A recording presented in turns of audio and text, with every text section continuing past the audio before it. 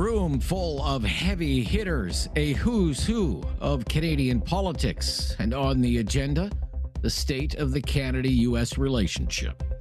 This is Now You Know. I'm Rob Snow. Deeper than the headlines. The answers you need to know. This is Now You Know with Rob Snow on News Radio. It was the room to be in and to be seen in. It was in Toronto, dubbed the Canada-U.S. Summit. It featured leading Liberal cabinet ministers in the Carney government, U.S. governors, top people in the Prime Minister's office, and the prickly U.S. ambassador to Canada, Pete Hegstra.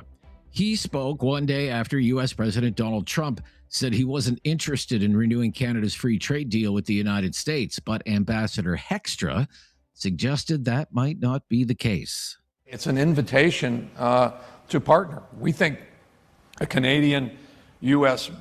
business relationship is positive. We want a strong Canada, okay? We think a strong Canada across the board is good for the United States, it's good for North America, and it's probably good for the world. And so, and who knows?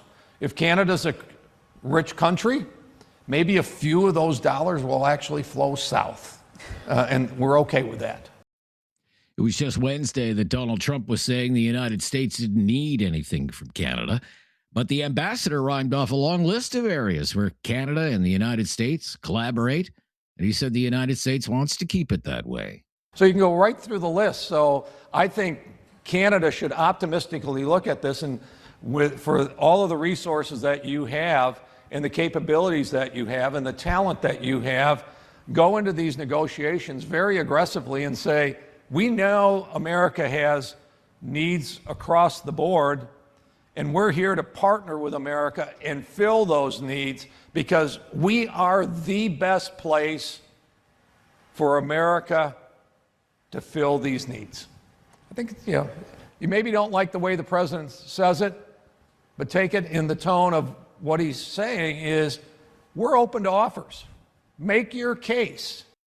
Also appearing at this summit, one of the top advisors to Prime Minister Mark Carney, Michael Sabia. He is the clerk of the Privy Council, and he has held numerous high-powered positions in both the Canadian government and in corporate Canada. Sabia said the Canada-U.S. relationship is a paradox.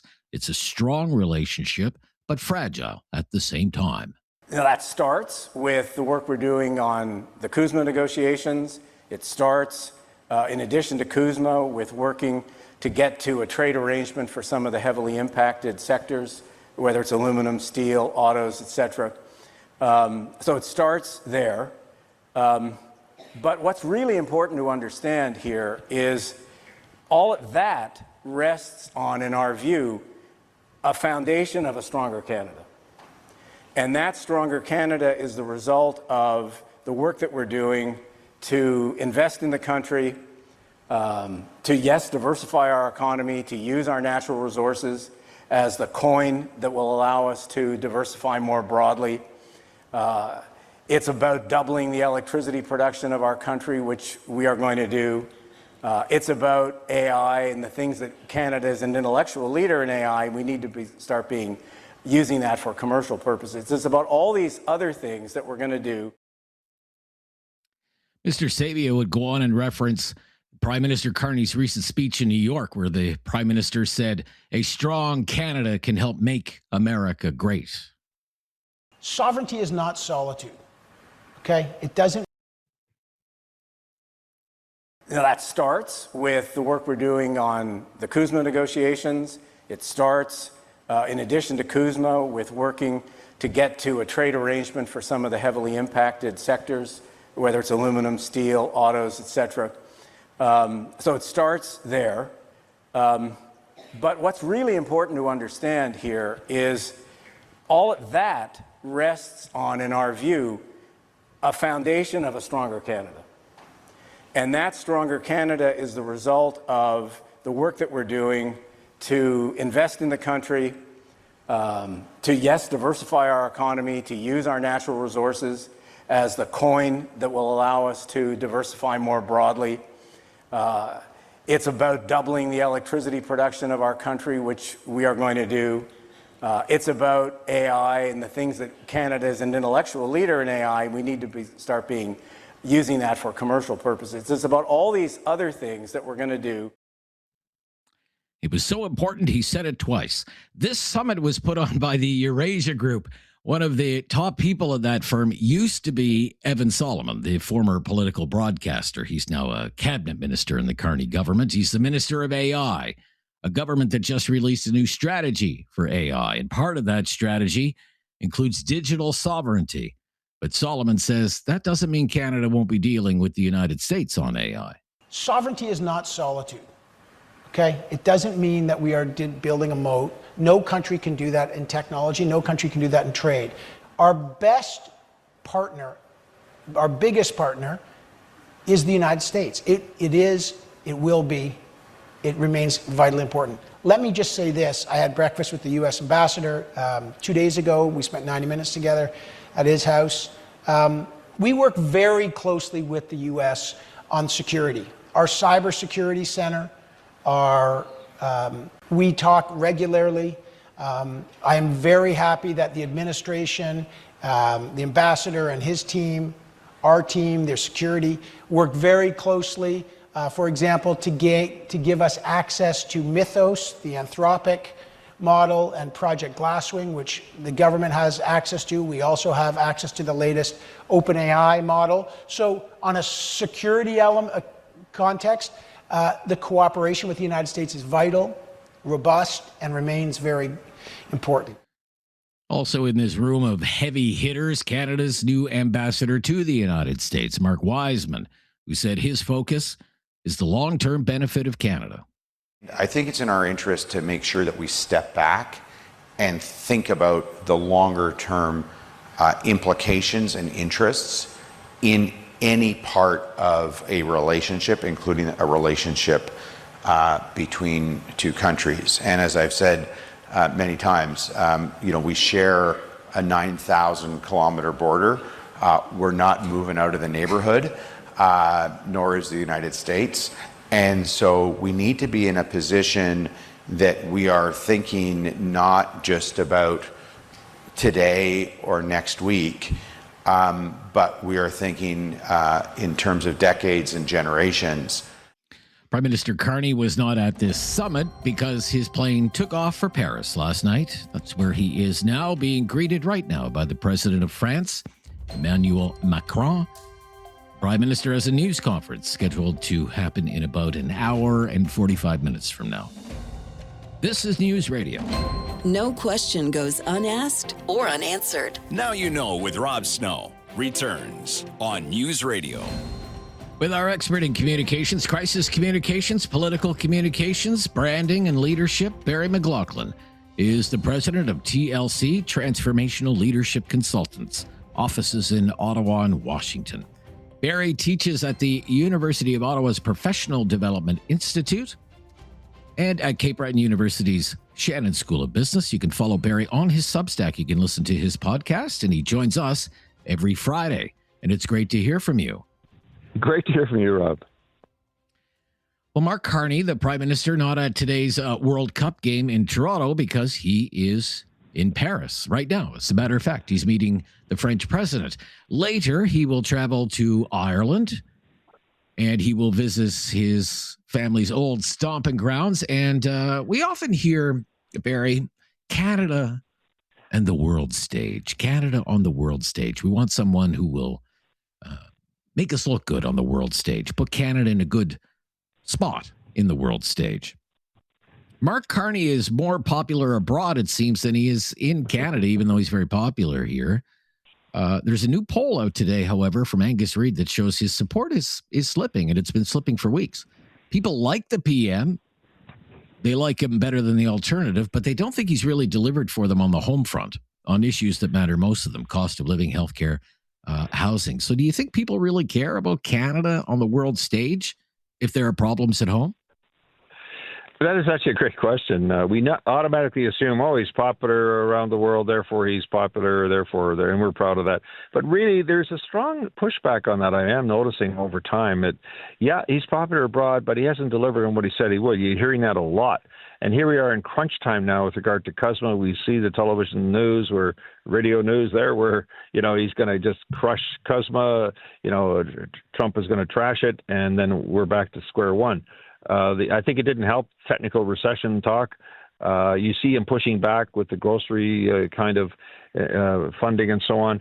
But in the end, you can't count on that. It doesn't necessarily automatically translate. Yes, of course, we Irish Canadians love the fact that he's going back to Island County Mayo. He's going to be a hero over there. They're going to love him. Sure. But it doesn't automatically translate. And I think he might experience that. But I think, it's probably true of all prime ministers that they're respected abroad. But here, what's he done for us lately? So I think there's never been an automatic quid pro quo there. Yeah, I mean, I think back to the election campaign in 2011 and Jack Layton saying to Michael Ignatieff at the time, you've missed all these votes. You weren't in question period. Mr. Carney has a terrible record on attending question period, for example. I don't know if that registers with most Canadians, but you remember the line. You don't get a promotion if you don't show up for work. You don't get a promotion, Mr. Ignatieff, if you don't show up for work. That's right. It was a killer line. I remember that very well. And I wonder if Mr. Carney is running the same sort of risk here. You're right. I mean, I was involved in that, actually. The translation of that into down to earth at the pub when people are talking is not automatic. And I think that he knows that there is a gap and you got to prove it at some point. Investing, spending is one thing, but we got to feel it when we go to the grocery store, when we fill up our gas tanks. So I think you've got a problem that has to be overcome, a gap, let's call it, more than anything else. And he has a chance. Over the next few months, I think it's going to be absolutely critical. We've got to see some kind of progress in a very uncertain world as to what Canada's doing. We counted on him to be the steady rudder in the choppy seas, so we got to see some benefit of that. I think he knows it, but it's got to deliver. Yeah, I mean, when Angus Reid polls Canadians, and again, brand new poll, is what is of most concern to you? Cost of living, healthcare, and housing affordability. Not Trump, not trade, not diversifying markets, not traveling the world. Cost of living, healthcare, housing. And I'm just questioning if he's paying. I get it. And I've heard it from callers to the show, Barry. They understand what he's doing. He's over there. He's pitching Canada. He's looking for new markets because of the situation in the United States. But they want to see some progress on some of these very pressing issues. Absolutely true. And I think that even a year ago, it was different. The climate was different. Fear factor was huge on Trump. And now we've heard enough of him, but we want to turn the channel to, okay, having said all that, what are you actually doing to make housing affordable, food, et cetera? And boy, that crunch time is now. It's going to be a very narrow window here to demonstrate, A, that he cares, but B, he's the guy that knows how to do something about it. So we've got to see the payoff on that. I think he knows it. You got to do both as prime minister. You got to go abroad. You got to raise the flag. You got to create new markets and so on. But you've also got to be able to have the impact here at home. And, people won't care if you can't do that. Yeah. When we go back, Elon Musk, trillionaire.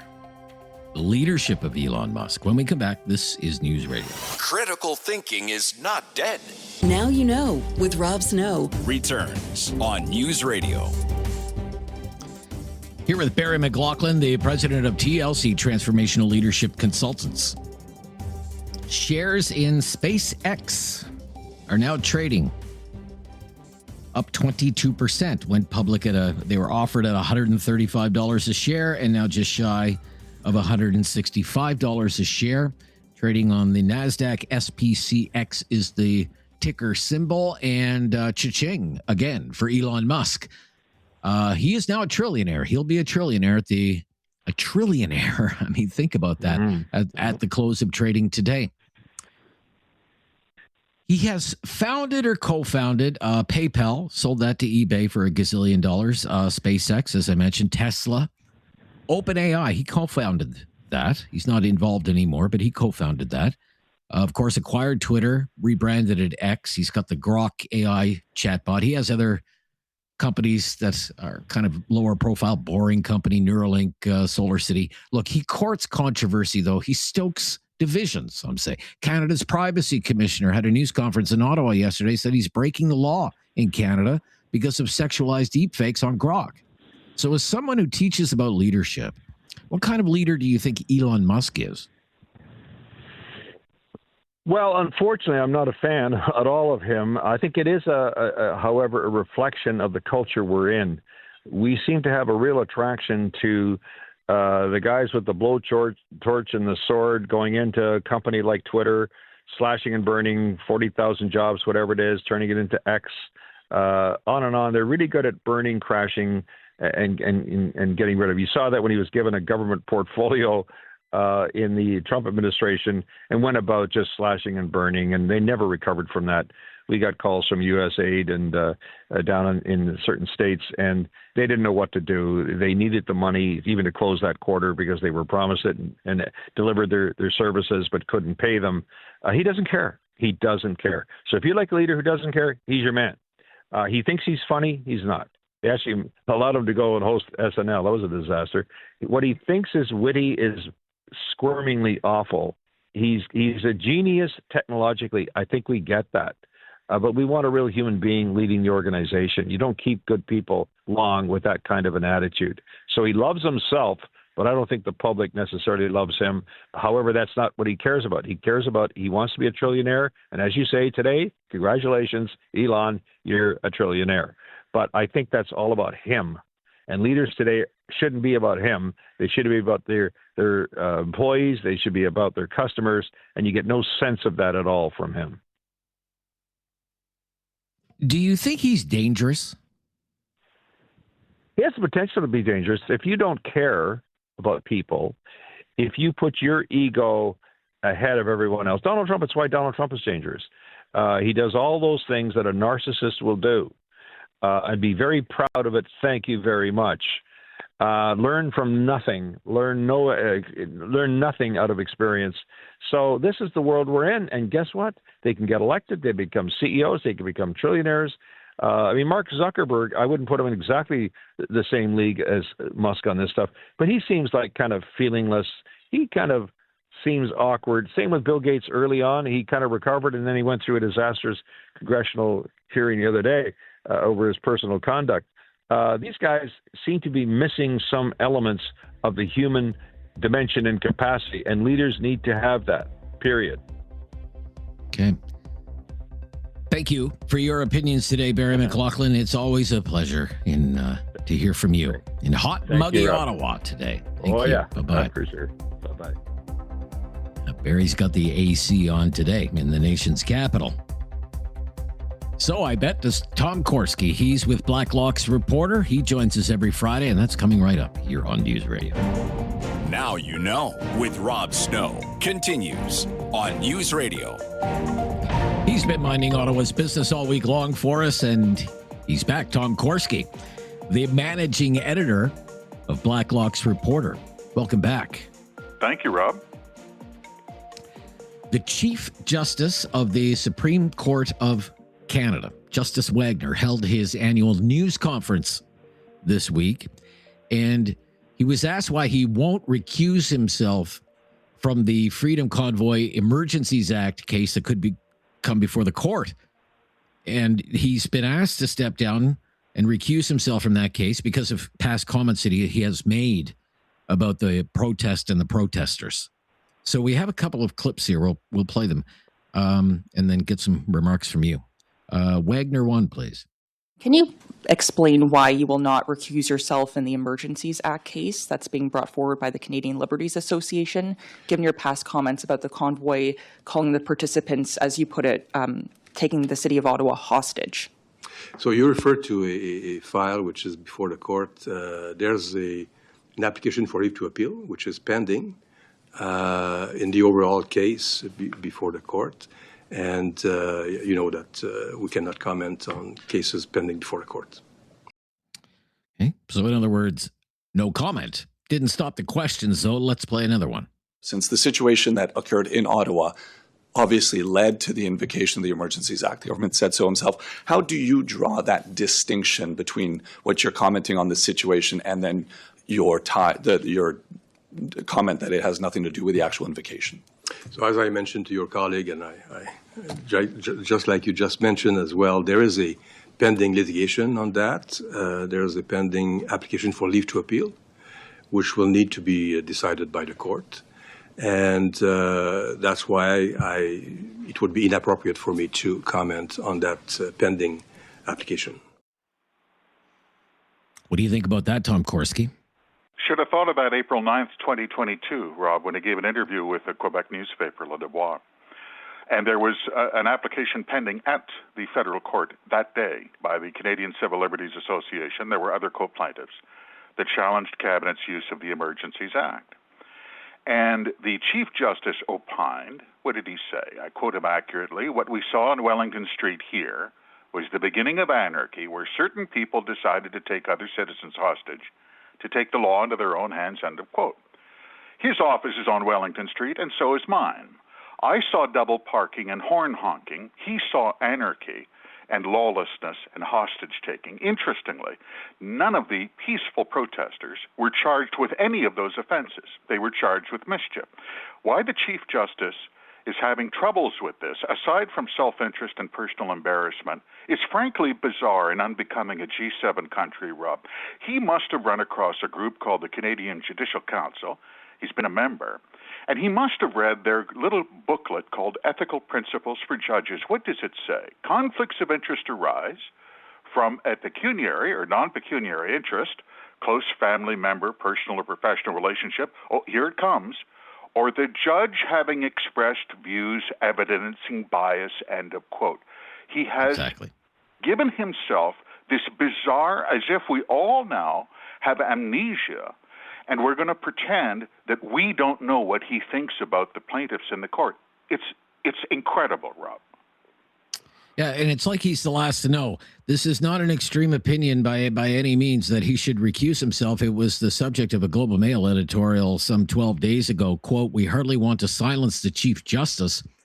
The concern comes when judges stray past the common sense guideline to refrain from commenting on a matter that could come before the court. The Chief Justice may have forgotten about Judge John Comrie and the inquiry he led into the federal sponsorship scandal 2 decades ago. His comments and interviews led to a court finding of bias. And this, to a reasonable person, anarchy sounds very much like an emergency, and commenting on a situation you might rule on sounds very much like a conflict. The Chief Justice should reconsider." And I could not agree more, Tom, and I know that's your position as well, how he could not have had the foresight that this would eventually come before the Supreme Court of Canada, the invocation of the Emergencies Act for the very first time since it was renamed and composed, if you will, from the War Measures Act. It shows a lack of responsibility. And he has to step aside. You know what's going to happen here, Rob? He's either going to join the majority of the court in ruling for the protesters. They've won 2 lower court decisions. Or he's going to rule against them. If it's the former, we can assume that we have a Chief Justice who just likes to kind of shoot his mouth off with newspaper reporters from time to time because he's an emotional guy. If it's the latter, we can assume the fix was in. Either way, Wagner is diminished, and so is the court. And I'm with you. How can they not see this? Everyone has feelings. Most judges, and I mean down to police court level judges, know you got to keep it to yourself. You bring that up to your wife when you get home. I don't get it. Yeah. When we come back, it was pretty hot in the ethics committee yesterday because the finance minister was there, Francois-Philippe Champagne, and he was being grilled by opposition MPs, Conservative and Bloc, about a potential conflict of interest that he denies. This has to do with the hiring of his partner as a vice president at Alto. So we're going to talk about that. We'll play you some of the committee stuff. It was really something. When we come back, this is News Radio. Now you know with Rob Snow continues on News Radio. Back with Tom Korski, the managing editor at Blacklock's Reporter. Ethics Committee meeting this week. Got pretty hot. The special guest was the finance minister, Francois-Philippe Champagne. And MPs want to know about his ties to Alto and whether he has a conflict of interest. He denies that he has a conflict of interest. The ethics commissioner was basically there as a supporting witness and said, no, I don't think he has a conflict of interest. We put up a screen for that. But nevertheless, his partner, his wife, Anne-Marie Gaudet, was hired as an Alto vice president of the environment in August of 2025. So let's listen to this. This is the English translation because you have two Francophone MPs. They are going at one another, the finance minister and an MP from the bloc named Gabrielle Hardy. Roll the tape. How could a minister accelerate a project, spend billions of dollars, have directors of that project, have $2.8 million in bonuses, and these are executives. So is your wife an executive at Alto? Again, Chair, these are allegations. There are allegations in the question. I would invite you to consult. Yes, you are making allegations. Your wife works for Alto. You're making allegations, Mr. Hardy. What allegations? You're making allegations that are false. What allegations? What is the allegation that I'm making that's not true? Verify what you're doing with lawyers. You're making allegations. You're politicizing the work of this committee. If you're against the project, that's fine. For those who are listening to us, they understand exactly what you're doing. You're against the project. You're politicizing. I'm not politicizing anything. I'm asking you for facts. Okay, let me deal with this. Hold on, Minister. Okay, I don't need 6 chairs on the other side or 5 chairs on the other side. You let me deal with it. What? Okay? You need what? Say that again? Yeah. You need a good chair. Is that what you're suggesting that? Wow. Okay, thank you. Who is the chair of that committee, Tom? Because he John Brassard, did not look. John Brassard from Barrie. Yeah, he did not look happy with that little quip. Very unhappy. Very unhappy. Yeah. What do you make of this about what's going on here with Alto and the finance minister? The implication is pretty obvious. The finance minister's wife has no expertise in railroading. She's never worked at a railroad before. But that's okay because this isn't a real railroad. They haven't laid any track or even really completed an engineering study. It's a Crown corporation that's spending hundreds of millions of dollars talking about a railway. Now, they can't do that. They can't float bonds or get access to revenue other than the Department of Finance. So by a happy coincidence, a Crown corporation that needed big budget concessions happened to hire the finance minister's wife a few weeks before he sat down to organize his budget to grant them the concessions. We could imagine the conversations that might go on at the home of the Champagnes, Mr. and Mrs. How did it go today, honey? Well, I got a pretty good bonus. And, of course, every time these circumstances arise, Cabinet, and in this case the Minister of Finance, has said, all of the rules were followed. Don't you know, Rob? It's just that a certain class of people miraculously prosper. They didn't break any rules. They're good people, and there was a lot of money anyway. And that's where we stand. In Champagne's case, indignation will not save you. It never does. Well, and he threatened at one point, you can hear it during the clip, Tom, he threatened to sue the bloc MP. Go ahead. $50 is the filing fee. See you at the courthouse. Off you go. Right.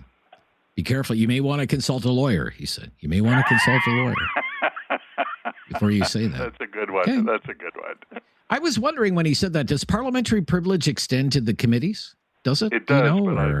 It does? It does, but I think there are MPs on that committee who would say, my goodness, as we have said from time to time when getting vague libel threats, You go ahead and file your statement. It costs $50. Can't wait to get you an examination for discovery where we can question you under oath. Right. Now, by the way, because the Conservatives have been really trying to make hay on this, how many C-suite executives are there working for this train project? 13 vice presidents, 44 directors, 7 managers, 216 employees. My favorite stat, they spent almost $1.6 million on advertising last year for a phantom railway, Rob. This is, you can't On get advertising. buy a ticket. There's no ticket to ride here. This has got a scammy feel, and this is why indignation is not going to be helpful. Well, it's not just that. It's you have real people whose lives are going to be affected by this. As I mentioned, there was a protest this week in Ottawa. We covered that when it was happening. You know, you had hundreds of farmers from Ontario and Quebec descend on Parliament Hill. Farmers, as you know, are busy people. They have better things to do, especially this time of year, than pack up the car and head to Ottawa to join a protest. They're worried. We played a news story from our reporter in Montreal who said he was interviewing one farmer who said, right now to get to the other side of my farm, it's 5 kilometers. When this train goes through my farm, it's going to be 30 kilometers. How am I supposed to run my farm? To get from one side to the other is going to take me 30 kilometers to run my farm. How am I supposed to feed my cows? What am I supposed to do with the manure? Like, there are big issues here, and they have identified like 1,500 properties that could be impacted by this. You're talking about thousands and thousands of people whose lives could be severely disrupted by this, Tom. Rob, expropriation is always pitchfork and burning torch time. Every time it is highly emotional. Ask anyone who's been through it. Rob, I know people to this day who never got over expropriation of their homes, their old family farms for the St. Lawrence Seaway. When did that open? 1959?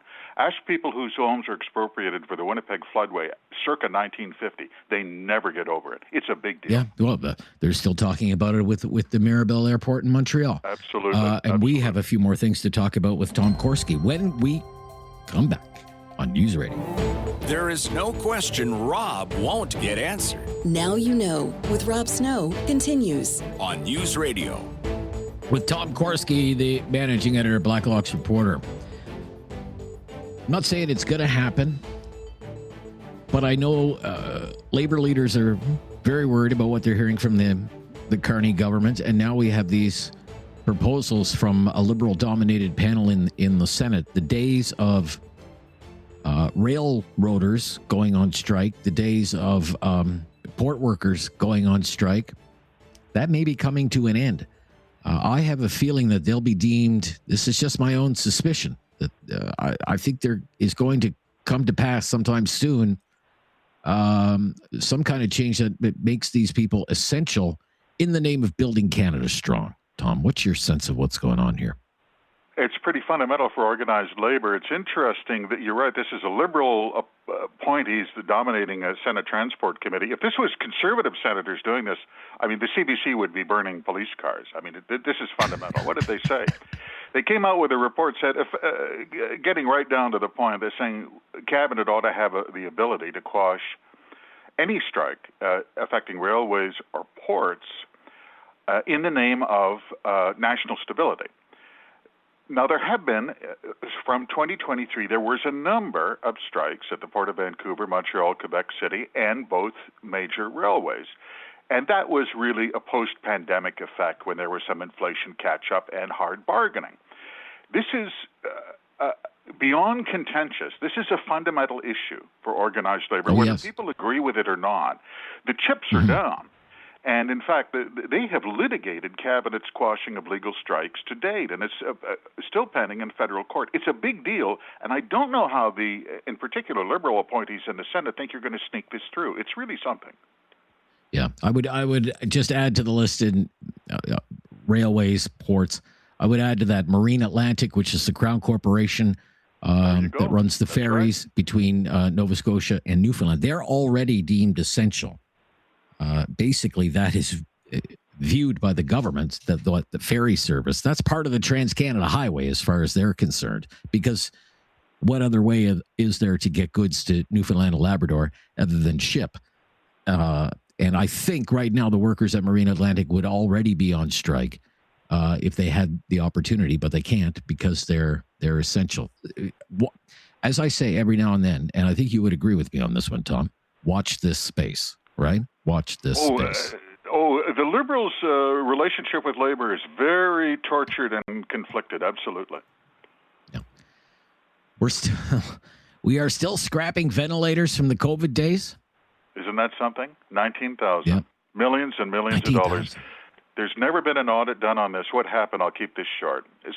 Sole source contracts went to favored suppliers to supply ventilators, 19,000 of them, typically cost $22,000 apiece.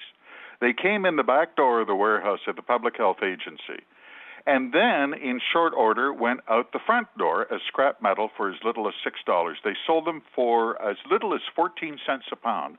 Most often they couldn't be bothered uncrating them from the original factory shipping crates. There's never been an audit. There's something about this, Rob, that just... You talk about it was a $1.1 billion program. It was a $1.1 billion program. You betcha. You betcha. Fog of the pandemic. All right. Thank you. Tom Korski, minding Ottawa's business for us. Yeah. Thank God someone is. Talkback Friday, free for all. Talkback. Last one of the week. Love to hear from you on News Radio. It's time to talk back. On Now You Know with Rob Snow. Call now. And have your say. 1-833-668-2577. Welcome to Talkback. 2 hours of debate and discussion on the big issues of the day. And it's the Friday free-for-all. So it's a free-for-all. We don't come up with the topics on Fridays. We prefer that you take the lead. We always have a few topics in the mix, but we'd rather know what's on your mind. So what's on your mind? What do you want to talk about today? If you want to talk about something that's been in the news, there's always news. Lots of news this week. Lots of news today. If you want to talk about something that you think should be in the news, you feel free to raise it here. Whatever it happens to be. Okay, it could be serious, could be not so serious. We have a phone line for you, and all of our phone lines open right now. That number again, 1-833-668-2577. As always, if you've never called before, we'd love to hear from you for the very first time, and we'll make your call a priority. 1-833-668-2577. Now, I mentioned earlier in the week that there has been a noticeable dip in the number of people who are calling this part of the show, Talkback. And if you're hosting an open line radio show like I am, that's not ideal. Because if people don't call, then it's really not much of a call-in show, is it? And then you have to hear from me. So, first of all, I've been trying to figure out why that is, because it is a fairly recent thing. I mean, 2-3 weeks ago, things were jumping around here. This only started this drop about 2 or 3 weeks ago. So I'm not sure what has happened in the last 2 or 3 weeks. Maybe it's the warmer weather, the school year is coming to an end. Could be that. But just because it's happening, look, I thought I would ask you for some suggestions about the show. If you listen every now and then, if you're a frequent listener, if you've called the show before, if you've never called the show before, I mean, without you, there's no show. And I would like to keep doing this show. I love my job. I count myself as being very lucky to do this show. I sometimes wonder how that happened. Out of this guy from Cape Breton who spent 30 years in Ottawa and lives in Quebec now, gets to do a show every day and speak to people, in places like Southern Ontario or out in Southern Alberta. And I tell you, I really do. I love hearing all the opinions from people in Halifax and the surrounding area, and Kitchener and KW and Calgary. I love it. I love it. But do you? That's the one thing that matters, right? Do you like it? That's the thing. I mean, for example, Talkback. Okay, we've been doing this since the beginning. It used to be 1 hour, and then we moved it to 2 hours. We do news coverage, hardcore news coverage, panel discussions, interviews in the first hour, and then we open things up to you. But do you like that? Do you like that part of the show? Do you like Talkback? Do you like hearing from the callers? Do you like hearing the opinions? Or should we do something else? Because there's lots of other things we could do. We could do interviews. We could do panel discussions. We could interview our news reporters who are scattered all across the country. We could interview them. 1-833-668-2577. I just really like hearing from you. I mean, we hear from politicians and we hear from pundits and spin doctors. We hear from them all the time, and it's interesting and it's fun. For me, Talkback, I view it as a time to hear from everyone else. Okay? You and me, regular people, just trying to make a go of it. Man on the street, woman on the street.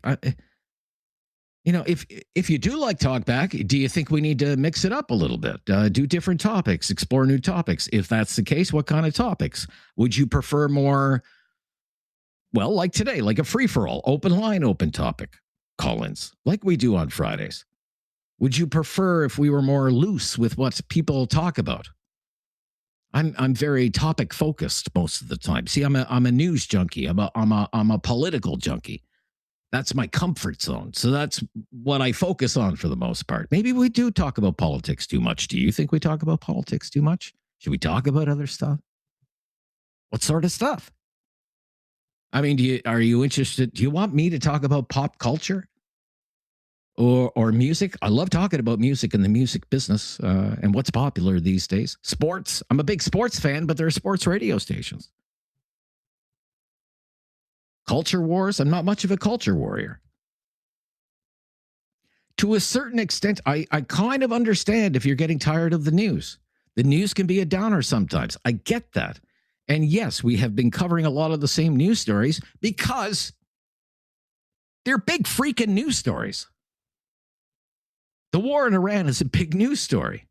The separation referendum in Alberta is a big news story that's far from over. We have months and months and months of coverage of that. You can't escape that if you're in the news business. Free trade, U.S. tariffs, Trump, 51st state. I mean, yeah, we've been talking about that for a year and a half, but it's not resolved. And it's a big deal. I mean, look at what it's doing to the economy. Cost of living, household budgets. Poll out today, 60%. Number one issue in Canada, cost of living. Not even close. Second most important issue, healthcare. We did a talk back on healthcare just a few days ago. But I get it. The war's 100 days old. The referendum isn't until October. Who knows what's going to happen with Trump and trade? Sorry state of healthcare has been a story for years. And who knows what the government has planned to make life more affordable. So if it seems like we've been covering a lot of the same stories, I plead guilty. What I want to know is, do you think we need to mix things up on Talkback? Should we stop doing Talkback? I'd hate to lose Talkback. Just share your opinion. Look, I'm a big boy. I can take it. You're not going to hurt my feelings. And I'm open to any suggestions that you might have. If we can make this show better and more appealing to you, let me know how. 1-833-668-2577 or anything else that you want to talk about because, hey, it's the free-for-all. It's almost the weekend. This is News Radio. Have something on your mind you want everyone to know? Call now. Hello. 1-833-668-2577. It's Talkback on Now You Know with Rob Snow. We start with Rick in Dartmouth on this Friday Talkback, Friday Free-for-all. Rick. Hello, Rick. Hey, Rob, look, buddy, you got a great show. I mean, it'd be very, very few things that I would suggest that you could improve it. Definitely keep the open hour. Of course, one improvement you could make for me, and I know it's over your pay grade and everybody else's. As a matter of fact, I don't know if anyone at Rogers has this pay grade to give us another hour of your open hour show between 3 and 4 hour time. Other than that, I can't think of all but one suggestion I could make, and you may poo-poo the suggestion, but like you said, you wear big boy pants. That's right. And I follow half a dozen analysts who are all Americans, and we're all basically, if the 4 of them are ex-military, 2 of them are ex-CIA, and 1 is a professor at I think Columbia. Anyway, the professor is Jeffrey Sachs. He's an economist. And Yes. I've heard of him. Yeah. Yeah, he works with the United Nations, okay? Yeah. And, he doesn't pull any punches in terms of how bad he thinks the current administration is. And I know you don't have to go too far to find that. No, but I remember he was very critical, for example, on the Venezuelan action. I doubt he's very impressed with what's going on with Cuba right now, those foreign policy issues, right? Exactly. And he explains himself very well. So he's number one.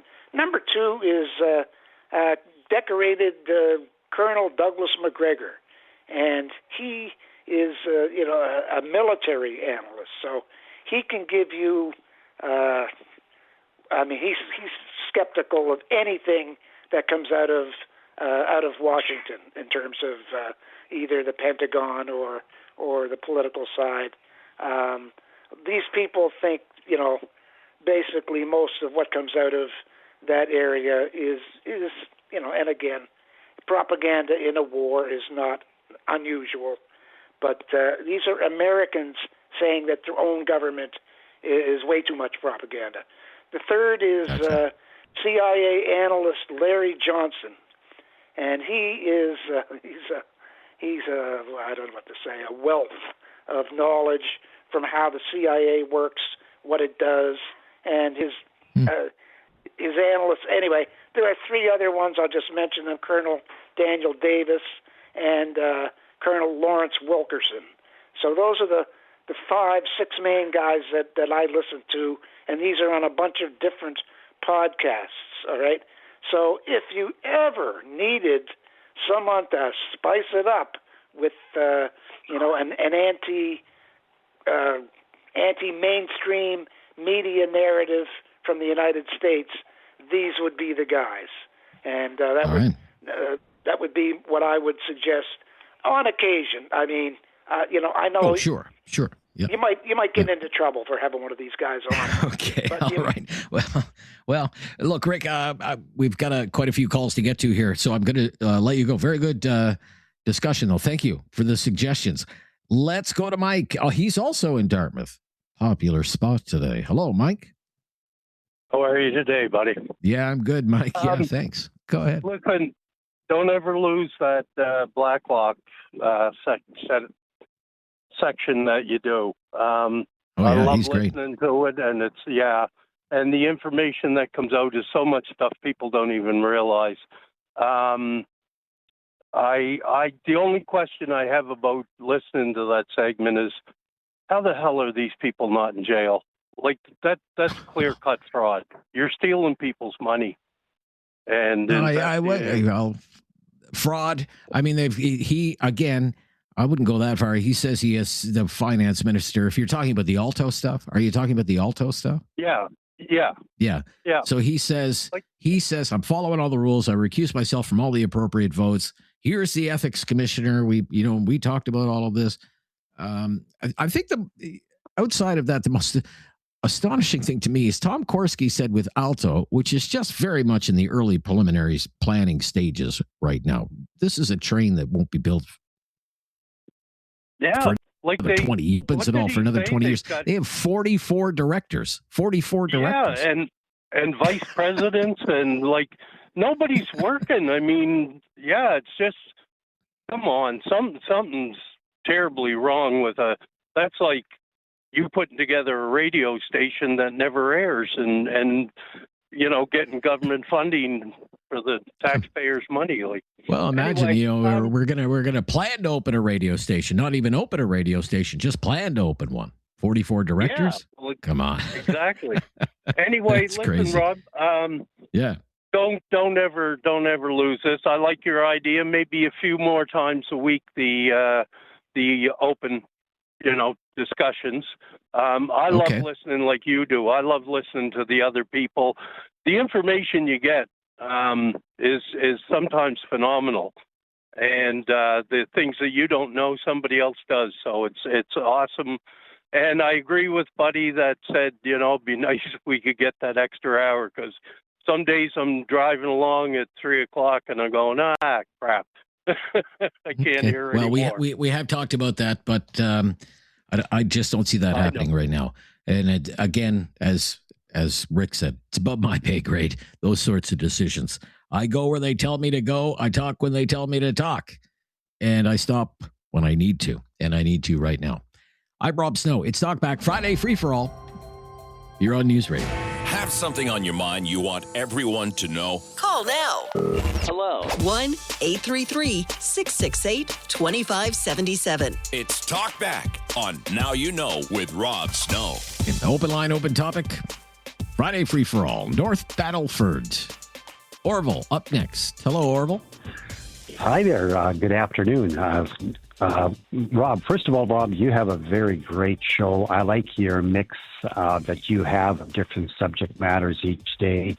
You are very professional, and I like the idea that you listen to the caller and then you offer corrections or all those things that are required to have a proper discussion.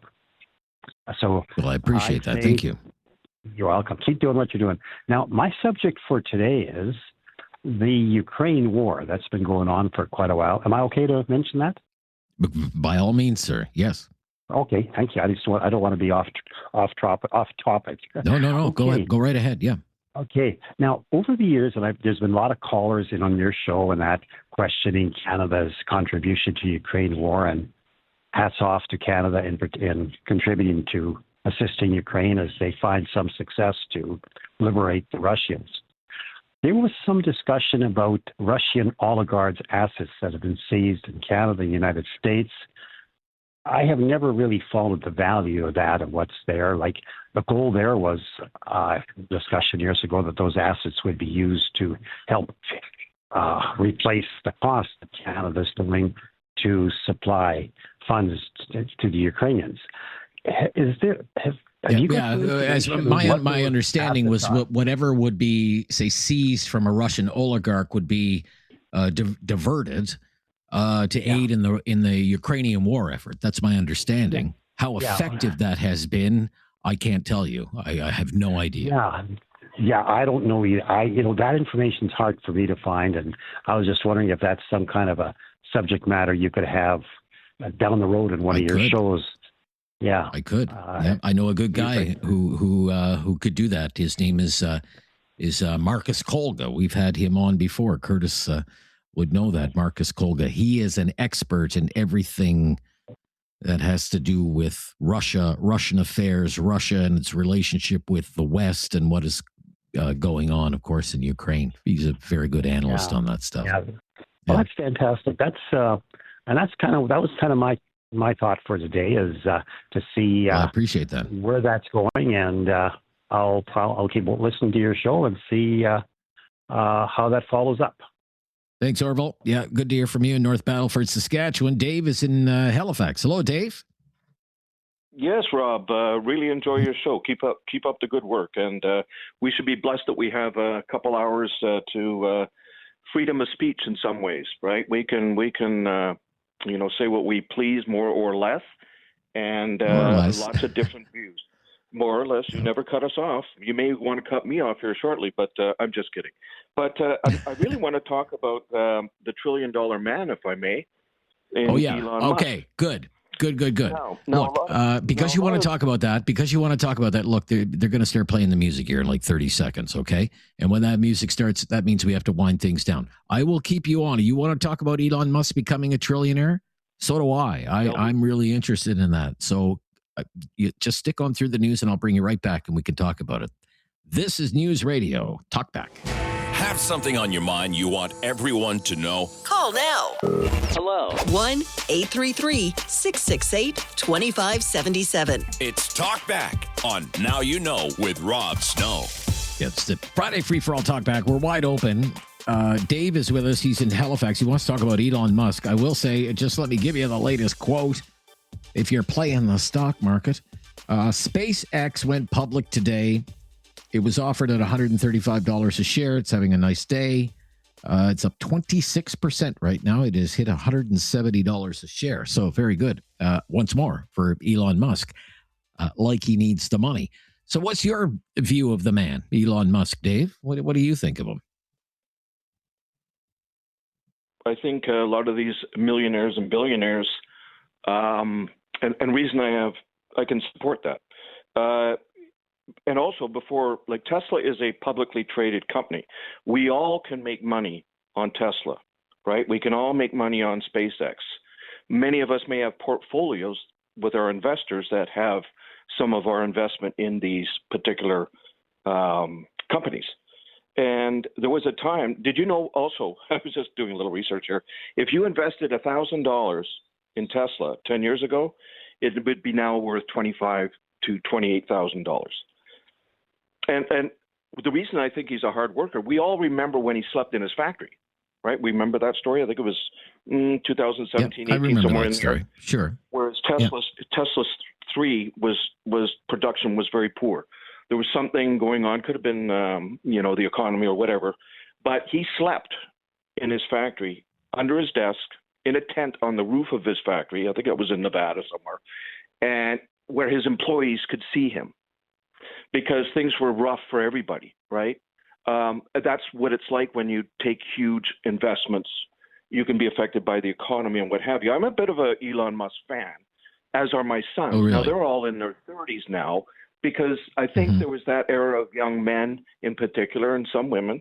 You look at his workforce down in Texas, SpaceX, where they brought the ship down, right? Remember the grabbers and the rocket came down. You looked in his what do you call it? Where mission control type thing. They were all young people, all young brains, and he's building a city down there for these housing, so these folks don't have to worry about where they're going to raise their kids. He's building so they has recruited all these young. I understand that. I understand that, and look, I've been very generous with the time, and I don't mean to rush along. What I will say is we were talking about one person being a trillionaire, okay? $1 trillion for one person. That's 12 zeros. So one of the questions it will raise is, that's obscene, that one person could accumulate so much wealth, okay, when so many have so little. So there is the angle of wealth inequality. I mean, you have the left wing in the United States. They've already been saying, some of them have been saying, we don't even think there should be billionaires. Well, now we are in an era, Dave, and I thank you for your call. You brought up your points. We are in an era now where at least one person is a trillionaire. And we're told because of the AI boom, there will be more. What do you think of that? A trillionaire. We have a trillionaire in our midst. Let's move along. Manny in Calgary. Thanks for calling, Manny. Good to hear from you today. Hey, Rob, how are you today? Very good, Manny. Thank you. What's on your mind? So, my question is, whatever happened to the Green Slush Fund? They shut down government because of all this money and all this, and whatever happened to it? Well, the Green Slush Fund, the whole apparatus that operated that, Sustainable Technology Development Canada, they closed us. And whatever little pieces were operating in Ottawa, they've been rolled into the National Research Council in Ottawa. That's what happened to it. But the idea of a government, I mean, it was basically operating like a venture capital fund. You know what a venture capital fund is? Where you make early stage investments into, promising new companies. That's what SDTC was supposed to be. The problem and the ethical concerns arose because you had people who were on the board of that, who were directing funds, your money, into companies in which they had a stake, which is a clear conflict of interest. So dozens and dozens highlighted by the Auditor General, dozens and dozens of conflicts of interest. And once that hit the news, they shut it down. That's what happened to it. Yeah, it's just frustrating that the government shut down and there's no answers of accountability for it, I guess. And, finding out any more about it will be like, it'll be very, very difficult because that came up, even the revelations that were raised came up during a minority government, when the Liberals were in a minority government. So they didn't have the majority on the committees. And it was the committees who were requesting all of these documents and summoning all of these witnesses. Well, that doesn't exist anymore. Now the Liberals have a majority government, so they have a majority on the committees. So it's going to be very difficult to subpoena witnesses if the government doesn't want to hear those witnesses, or get hands on documents if the government doesn't want you to get the hands on the documents, because they have the majority of the votes on the committee now. And we've already seen that. When troublesome stuff comes up at committee, they usually shut down the committee. Well, I guess, what do you do about it? I guess I just thought, it'd like to be nice to have some answers and some accountability for how our money's spent. Yeah. Well, that's yesterday's news, I'm afraid, when it comes to the so-called Green Slush Fund. There'd be very few answers to come from that anymore. I thank you for your call as well. Let's stop again. 1-833-668-2577. Friday, free for all talkback. I think we have 2 or 3 lines available there. Love to hear from you, whatever's on your mind. Elon Musk. We can talk about Elon Musk. World Cup. That starts in an hour and 20 minutes or so, I guess. Canada and the World Cup. First game on Canadian soil. I'm going to be watching. You going to be watching? How's Canada going to do, do you think? Should be a fun one in Toronto. This is News Radio. Have something on your mind you want everyone to know? Call now. Hello. 1-833-668-2577. It's Talkback on Now You Know with Rob Snow. Yes, it is Friday, free for all talkback. Open line, open topic. Love to hear from you today. Last talkback of the week. Kathy's in Calgary. Hello, Kathy. Hi, Rob. How are you? Yeah, very good, Kathy. How are you? I'm great. I have That's one good. quick comment on the show and then a quick topic. Sure. The one thing on Go the ahead. show that I love the most, I think, are the panels that you have. I really love the intelligent conversation, the back and forth of the information. What frustrates me are people who have their own agenda, which I know a lot of people do, but they don't have the back information or the facts to back it up. But you handle that very, very well, and you'll give them the information and then you move on, which I think is great. Otherwise, I think I might change the station if I had to listen to them any longer. Okay. All right. Okay. Anything else? And then the quick topic, just a Yes. really, really quick topic. Here in Calgary, there's a number of stores, and I don't know if I'm allowed to mention one or not, but I'm going to anyway. All right. Calgary Co-op, which is a full Canadian company. They've taken down all of their Canadian flags off of their shelves. The one reason that I was told is that they said that it looked too busy, too cluttered to have the Canadian flags on there, and so they made the decision not to put them on anymore. And with Kuzma coming and, Trump's ongoing rhetoric that he loves to do, as individuals, it's sometimes hard to do anything, but as a group, we can really make a difference. So I was so disappointed that a Canadian company chose to take down the Buy Canadian and the Canadian flags off their shelves. Fair enough. Okay. Maybe they'll reconsider after hearing it publicly on the radio, Kathy. Thank you. For the call and for the comments and for the topic. 1-833-668-2577. It's very busy to start, but we have many, many lines available right now, and we'd love to hear from you. Camille in Calgary. Camille. Hey, Rob. I just wanted to echo what everybody was saying prior. I really appreciate your show. And, I was always taught to surround myself with smarter people than myself, because you guys can always teach me something that's something I don't know. So that's one thing I really like about listening to your show is I have my opinions on things, but then you always have a way of providing additional context that I wouldn't have thought of, which kind of broadens my understanding of certain topics. So I really appreciate you for that. Well, I appreciate that. And if I could just maybe interject there, because I don't know everything. I know a little bit about a lot of stuff.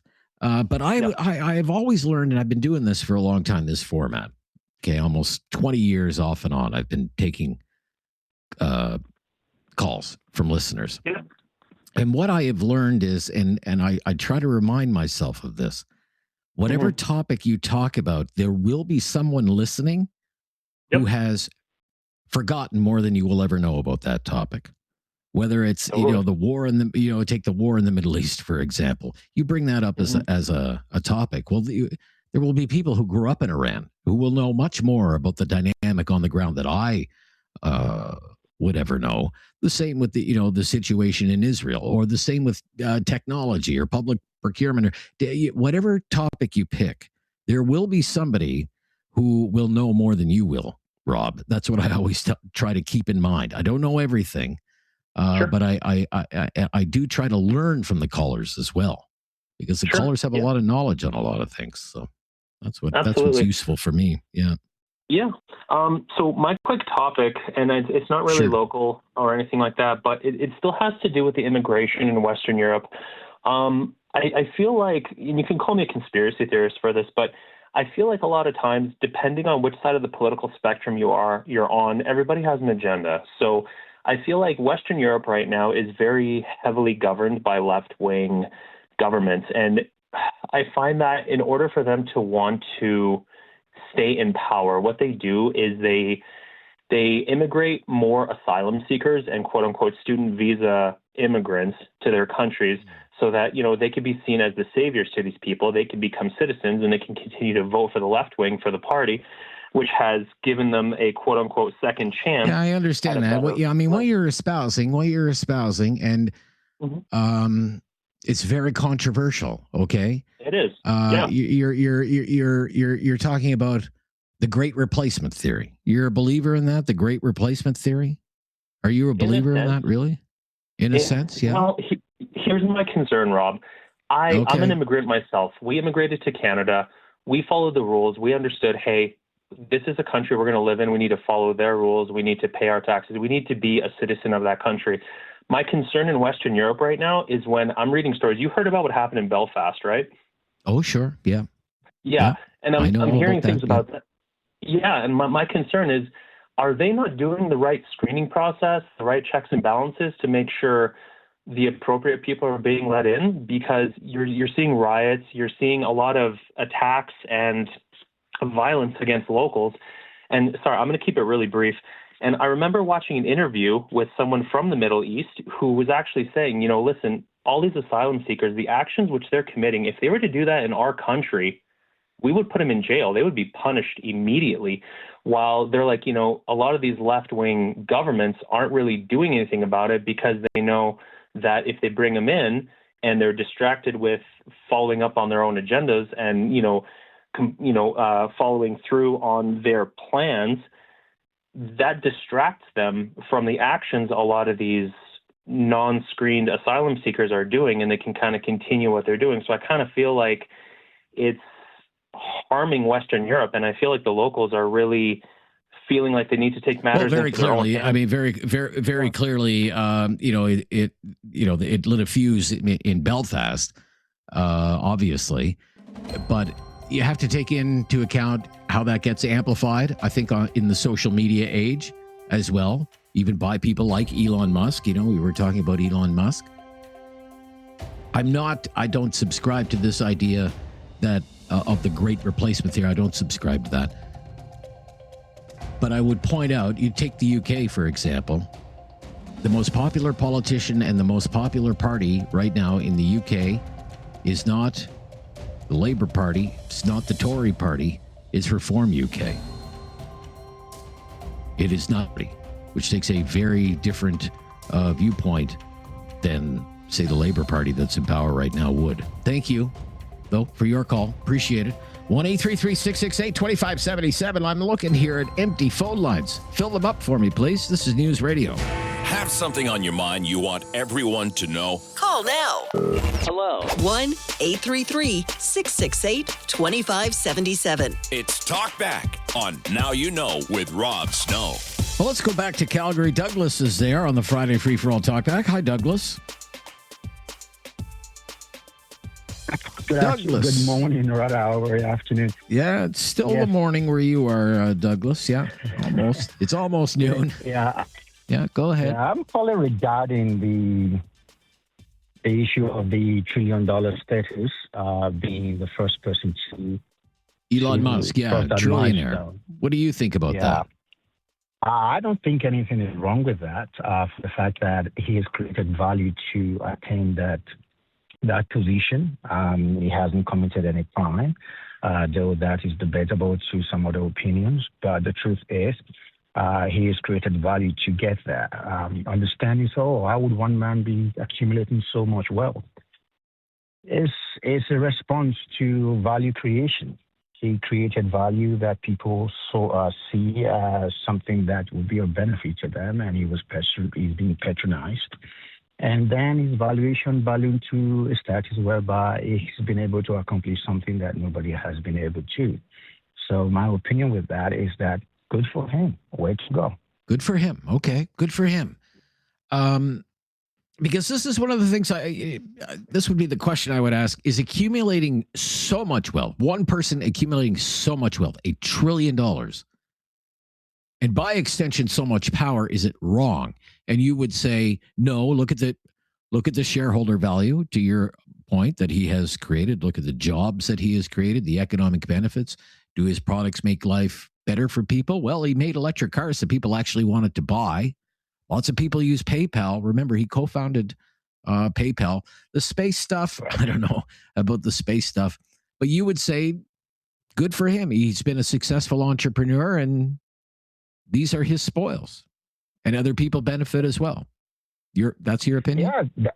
Yeah. That's my opinion, really. The truth is, money is a response to value creation. As long as you are doing it within the legal framework of the society you live in, it's a response. The valuation he's having right now is that people are seeing value in what he's proposing to the marketplace. And the price anybody is willing to pay for anything is based on the perceived value of that product or service. And he seems to have produced enough of this to accumulate to a place where he's been able to cross a threshold that's never been attempted before. So, I should say, people will say he's a trillionaire. He's a trillionaire on paper, right? He's a trillionaire on paper. Yeah. I mean, it's not like he's going to the local bank branch and he has $1 trillion in the bank. It's maybe tomorrow he's not a trillionaire. Maybe SpaceX is a miserable failure. It never makes money and it's not worth $170 a share. Who knows? And his net worth could decrease. I suppose that's one way to look at it. Some will think a trillionaire, that's obscene when so many people have so little.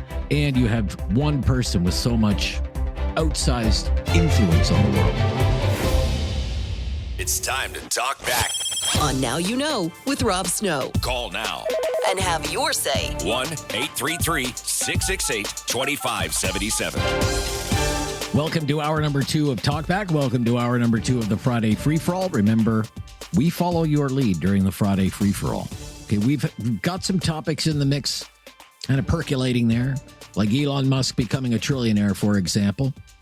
But we would always prefer it if you take the lead, you come up with a topic and we'll follow along. I also put the appeal out there, and it stands for this hour as well. If you have any suggestions for our show, if you have any suggestions for talkback topics or segments for the show, we're always looking to improve the show and better serve our listeners. So if you have any ideas, just let us know.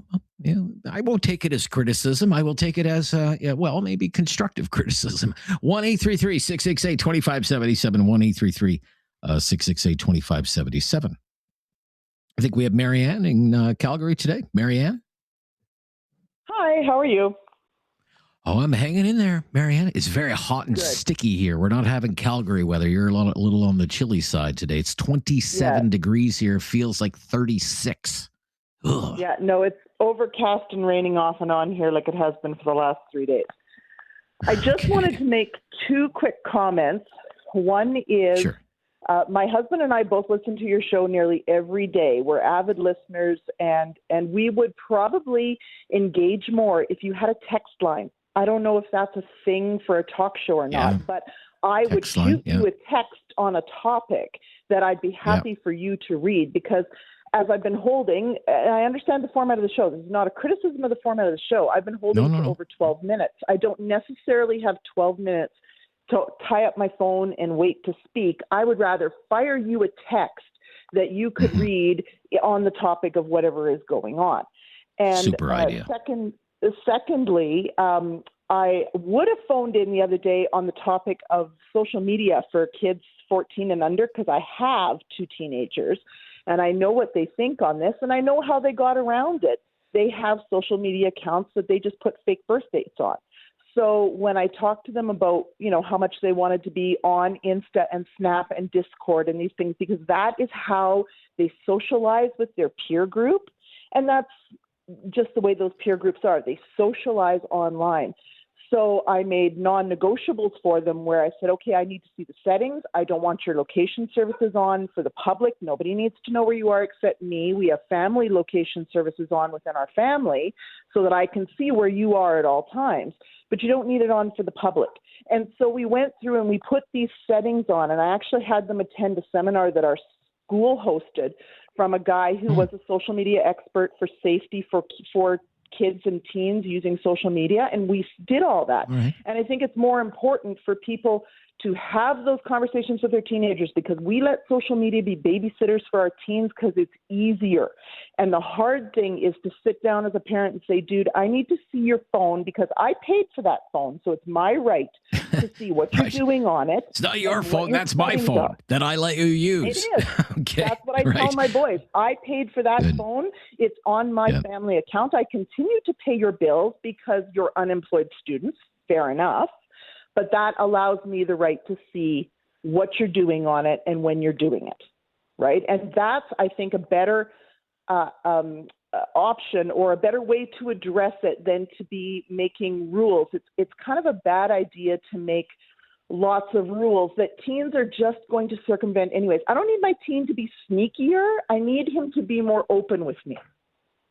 Gotcha. So what do you think of what the government proposed, under 16, not on social media? But if the platforms can convince the government, well, we've made changes and we think our platform is safer for children, then they might be allowed to be on the platform. What do you think about that? Because the question I have is, can you enforce something like that? I don't think it's enforceable at all. I currently have, not a joke, 8 14-year-old boys in my backyard because they're on lunch break from school today, and we live really close to the school. So my son brings his friends home, and I just asked them, and they said, oh, there's loads of ways to get around that. If we want to be on it, we'll be on it. And I mean, the government can do what they like and say what they like and posture and, do all these things that make them look good. But in the end, I don't think it's enforceable. And I don't want my kid being sneaky to get around it. I'd rather him say to me, I want to be on Snapchat or Instagram. Nobody's on Facebook. Let's face it. That's an old Gen Xer thing. But I want them to be more open with me, not sneakier. Gotcha.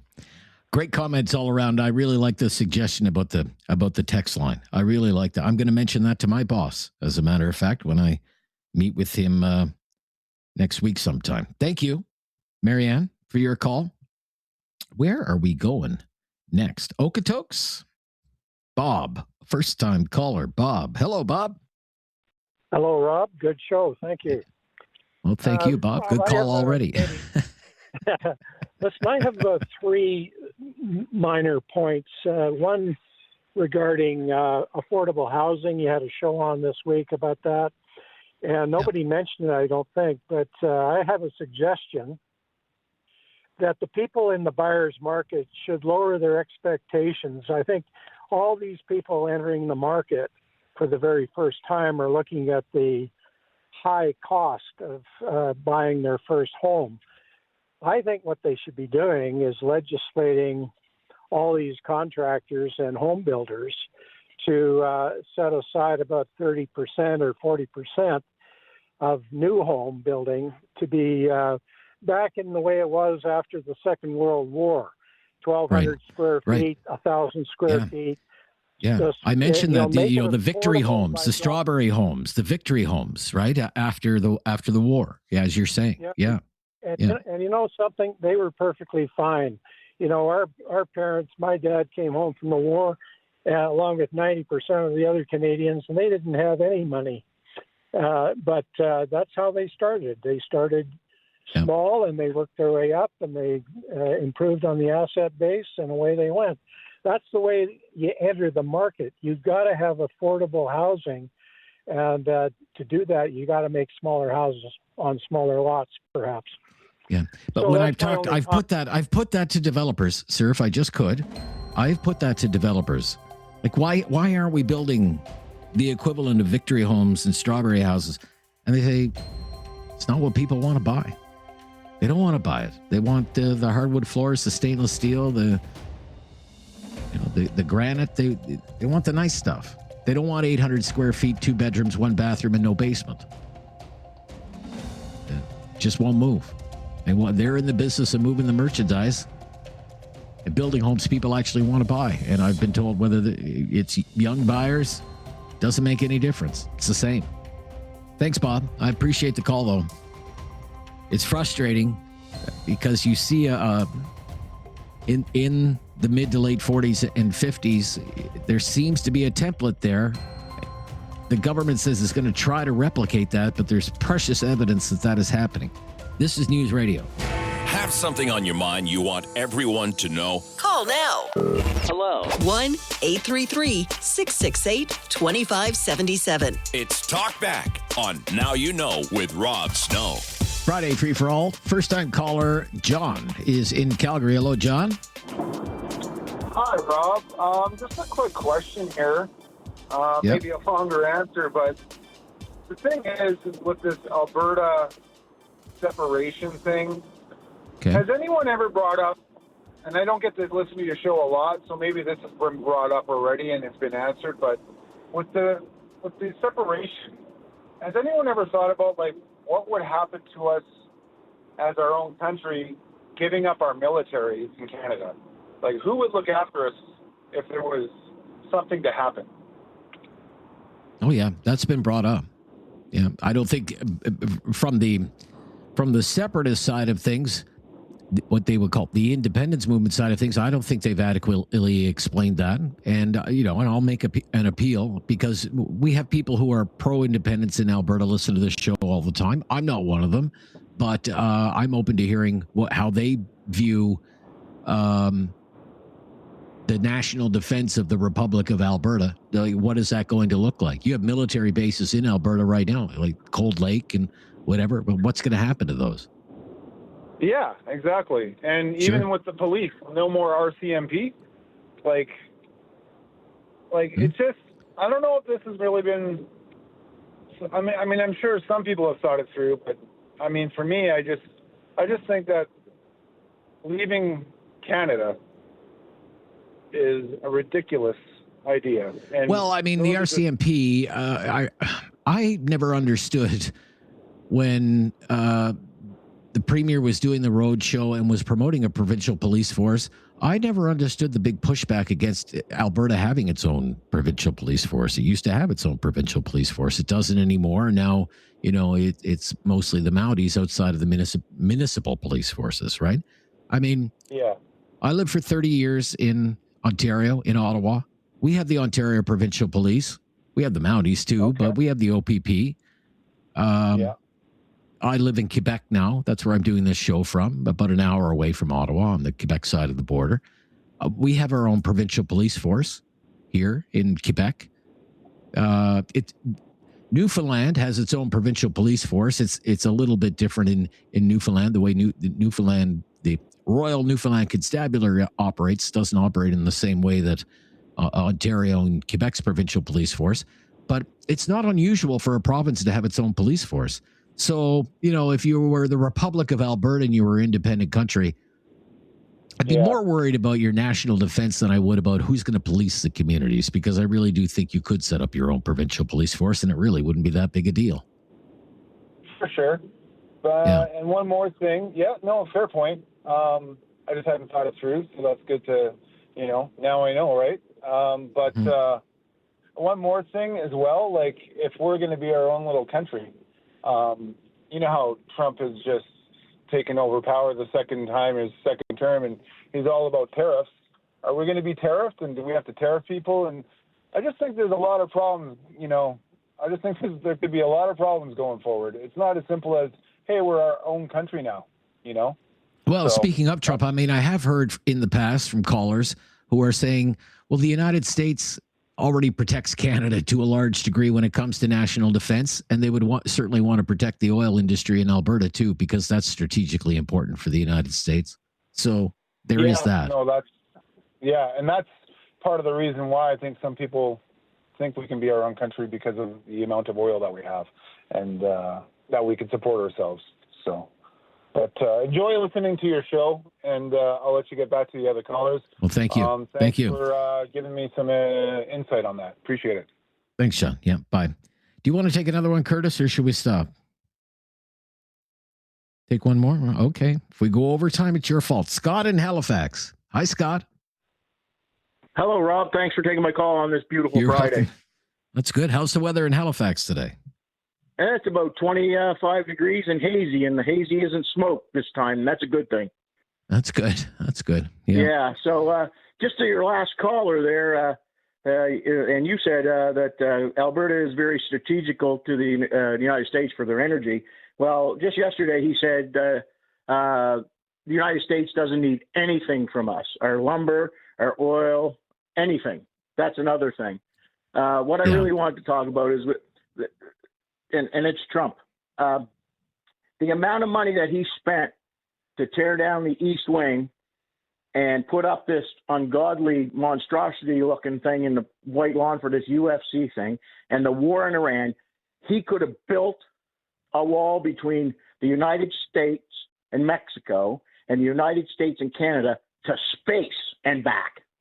And all those poor people in the United States that are suffering, children, people that farmers are going bankrupt, small businesses are going bankrupt. He's punishing the people of Cuba. This man, what is it going to take? What is it going to take for the government to say enough is enough? You can't. How can this go on and on and on and on? I just don't know. I think there are a few things. Love your opinion. Well, my opinion would be, first of all, Congress has to grow a spine. There is a Congress there. There is a way bills are supposed to be made into laws in the United States. But to me, Congress has just been neutered and totally ineffectual in the second Trump term. So there's that, mostly because of the Republicans. And as well, the Democrats have to get their act together. I mean, it's just, the midterms are coming up. The midterms are coming up, and you would think with everything going on, it'd be looking great for the Democrats. Like Trump's handling of the economy his poll numbers are low, his overall approval ratings are in the tank, and yet people look at the Democrats and they see every bit of a left-wing gong show, and they can't really say would things be any better if the Democrats were calling the shots. It's a sad state of affairs right now, if you ask me. Thank you for your call. Sorry, we're a bit over time there, everyone. That's Curtis's fault. This is News Radio. Have something on your mind you want everyone to know? Call now. Hello. 1-833-668-2577. It's Talkback on Now You Know with Rob Snow. John is up next in Calgary. Hello, John. What's up, John? Hey, Rob. How are you? Hello, Rob. I'm very good. Yeah, very good, John. Good. So a few points. First, on your show itself, I think it's great. I think you're a very good host. I think you do a good job of listening, not talking over people, which I see or find that some hosts do. They get a little bit excited and interrupt and that sort of thing.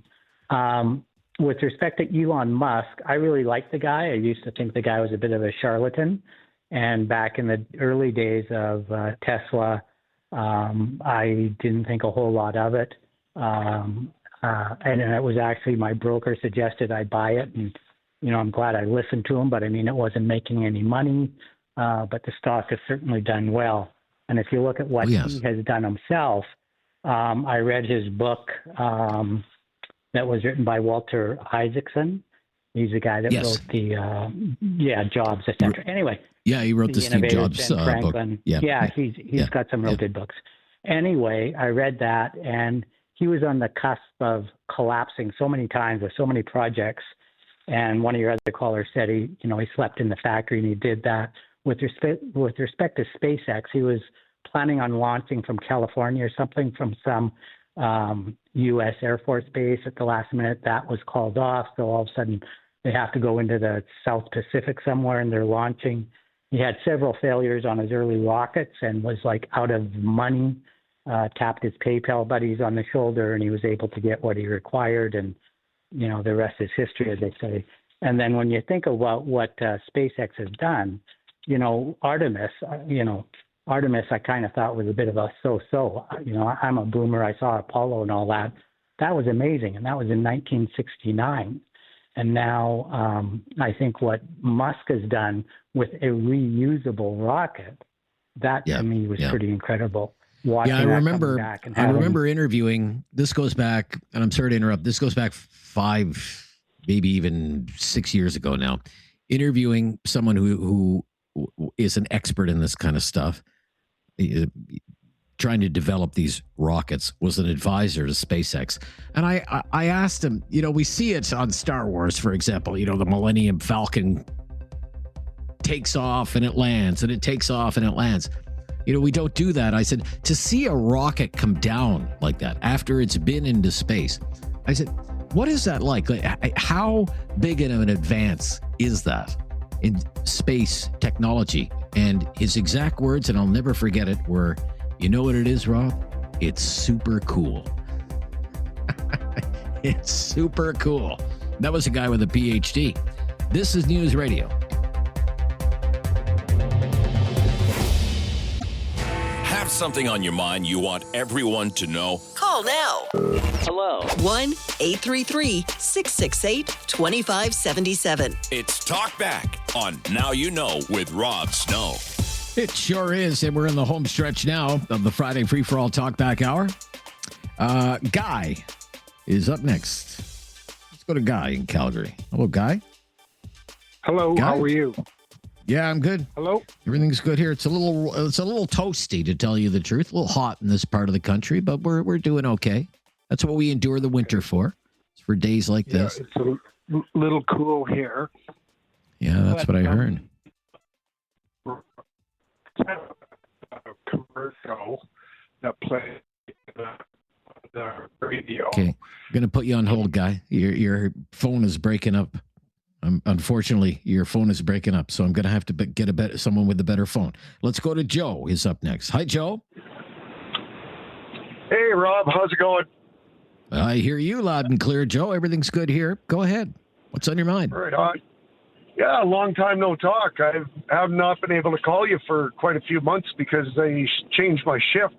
I'm a parts driver, and so now they got me doing short shotgun roll, so I don't have a lot of time to call in, and sometimes I got to hang up, So my apologies for that. Yeah, well, but anyway, what I wanted to mention, Rob, is I think part of the problem is, because there's been several times even where I could have called in that I didn't, because Canadian politics, quite frankly, is getting really, really old fast. There's just so much drama, right? I was wondering maybe if you could cover more international stuff, like what's going on, Ukraine, what's going on in Iran, what's going on in Israel, Africa, all kinds of topics like that. I think if you spread it out internationally. Even the U.S. midterms. U.S. midterms going to be a big story, right? Yeah. See what happens there. Yeah. And that's just my suggestion is maybe spread out the conversation over the entire planet. Yeah, take a more global view. Yeah. Okay. Yeah, I'm down with that. Yeah. That's a great idea. Now, I'm just curious, Joe. Are you the guy who was going to buy a fifth wheel or some kind of? Did it. You did it. You are that guy, right? I am. I got the fifth wheel. I've got everything. Well, I'm not completely set up yet. I'm still waiting for some stuff off Amazon to finish my off-grid system. I'm building a 122 40 volt electrical system in my trailer, off-grid with wind and solar, and it's going to be 60 amps. So basically, I could power your house. Very good. Very good. Well, I already have a generator that powers my house, so I don't need one of those. But it's all working out for you, that plan of yours, because it sounded kind of wild and crazy at the time. That you were And you're going to live year round in this thing? Because you said it was winterized. It was up at Fort Mac, right? So it's... Yeah. Well, actually, no, I didn't buy that trailer. I changed my mind because some red flags came up. So I bought a completely different one, much bigger with a slide and everything, and it is nice. And I bought it off an old couple in their 80s. Yeah, and it's mint condition, all custom cabinetry, came with pots, pans, dishes, bedding, everything I need. The only thing I got to do is season it, you know. Well, good for you. I'm glad it's working out. I really hope you have success with that, because it sounds like a bit of an adventure to me. But thanks again for the call, Joe. I really appreciate it. Where are we going? Crossfield? You want? Is that yes? Rich in Crossfield, Alberta. Yeah. Hi, Rich. Yeah. Hi, Rob. Good to talk to you again. Yeah, good to talk to you, Rich. Yeah, I was just, I tune into your program every chance I can get, and I really enjoy it. I really enjoy listening to people from all over the country and the opinions and subjects that they bring up. And I think it's a unifying thing for us Canadians that live in such a huge country to talk to or listen to each other, and hear their thoughts and ideas of what's going on in our country and in the world. And I appreciate your show a lot. And another caller mentioned about how he learns a lot, and I'm in that camp too. Like, I learn a lot from your show and the callers and yourself, the opinions that Is there anything that you would do to change it, Rich? Well, yeah, I was thinking, how much of a reach do you have across the country? Or the parts of the country that you can't reach right now? I'm thinking. Well, we used to be on in Vancouver, but we're not on in Vancouver anymore. Mm-hmm. But technically, I mean, look. First of all, there's a podcast of this show every day that people can download, and a lot of people are downloading that podcast every day. Mm-hmm. And you can listen online. Right now you're listening over the air, but you don't have to listen over the air. You can listen online, right?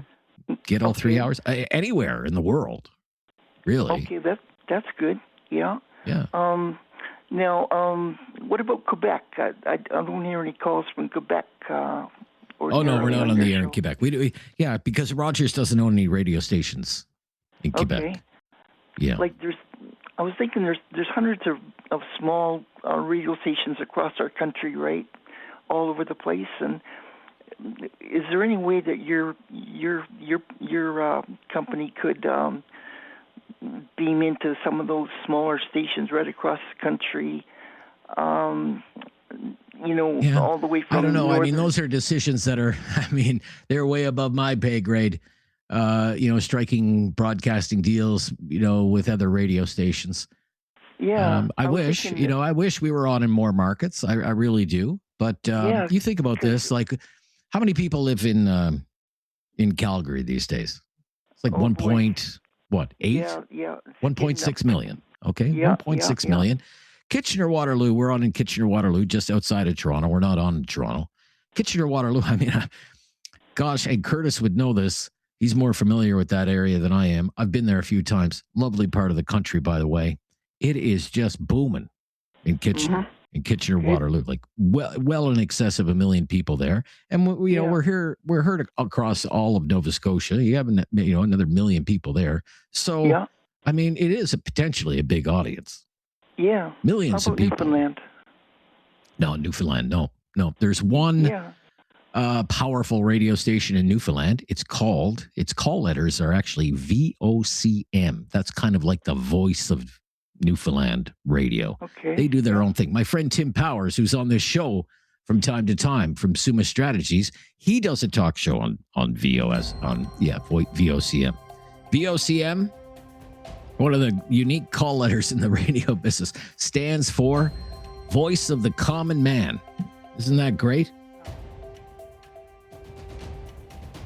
But we love where we are and what we're doing. And we're looking for ideas on how we can do it better. And I really welcome all your suggestions today and your compliments. You're great listeners and great callers. And there's time to fit a few of you in as well. We're not done yet. This is Talkback on News Radio. Have something on your mind you want everyone to know? Call now. Hello. 1-833-668-2577. It's Talkback on Now You Know with Rob Snow. All right, let's try Guy again. I think Guy has a better phone connection for us. Yeah, is this better? Yeah, it sounds a lot better. Thanks for calling back. Okay. Yeah, no, thank you. No, I was saying that you guys play a commercial on your radio station that keep it in Canada for Canada. Like all right. Anne Murray and oh, yes. Yeah. Shop like your country depends on it. Yeah. Yeah. So I know the commercial. Who pays for that? No idea. I don't know who pays for that. Well, it'd be the I'm not the salesperson. I don't know who pays for it. Okay. Wouldn't the government do the same thing for us? Like keep our money in Canada for Canada instead of What are you driving at? What are you driving at? Well, they're telling us to keep our money and spend it in Canada. Yeah. And then all our tax dollars go overseas. Well, it's not all your tax dollars. Some of it does. Well, a lot of it does. Yes. Some of it does. Yeah. It's about. I can tell you how much of it. It is about $14 or $15 billion. Yes. Which is some of it, right? Yes. I mean, keep in mind the federal budget is $500 billion, right? Right. Yes. Right. Yeah. So let's have some perspective. Like they spent a lot of money on the Ukraine war in the last. They sure did. Yeah. And they sure did. Do you think that's a waste of money? Well, especially when we're in need.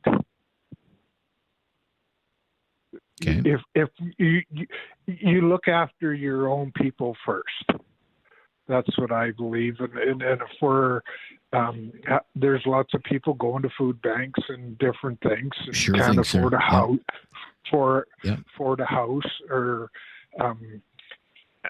and it just seems like they Let me run this by you because I've heard this before.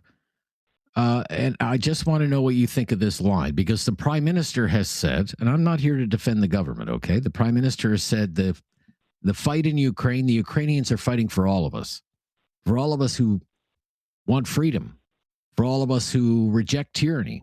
Do you believe any of that? Do you not think that the fight for Ukraine is worth fight? You don't believe that? No, not one thing. Like Russia and China and the U.S. are divvying up the world, and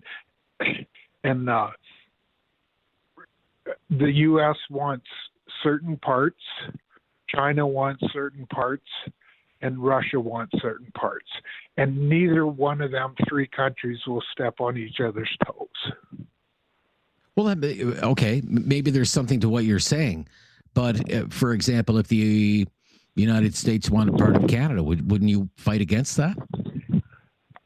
Wouldn't you stand up and defend your country? Not a chance. You wouldn't? Well, not a chance. What would I do? I think that says a lot about you then, sir. Get in my canoe and float down the river with my 22? Like, Canada has no chance against the United States. It'd be like a Pee-wee hockey team playing against the Carolina. That may be the case. And would you not want other? Okay, would you not want other countries to come to Canada's aid if that were to happen? Canada's allies? No, not China. No, not Russia. You would just. Well, I'm not. Those aren't Canada's allies. Well, I know, but I mean, I don't know, sir. I mean, you're not making a very compelling case to me. I would rather be part of the United States than a part of any other part of the world. That's what I'm saying. It sounds like you're ready to roll out the welcome mat for them, Guy. Absolutely. What are you? Yeah, absolutely. Okay, there you go. What a patriot you are. Thank you. We'll stop here. I can't believe a call like that. Gosh almighty. Screw your head on straight, dude. I'm Rob Snow. This is News Radio. Have something on your mind you want everyone to know? Call now. Hello. 1-833-668-2577. It's Talkback on Now You Know with Rob Snow. Linda is up next on Talkback, the Friday Free for All. Hi, Linda. Hi, how are you? Smoking hot, Linda, and a little bit sticky. Oh, well, it's cool and chilly here. Yeah, well, keep it there. Yeah, I was just going to say I've listened and to your podcast for quite a bit, or your radio and stuff for quite a bit now.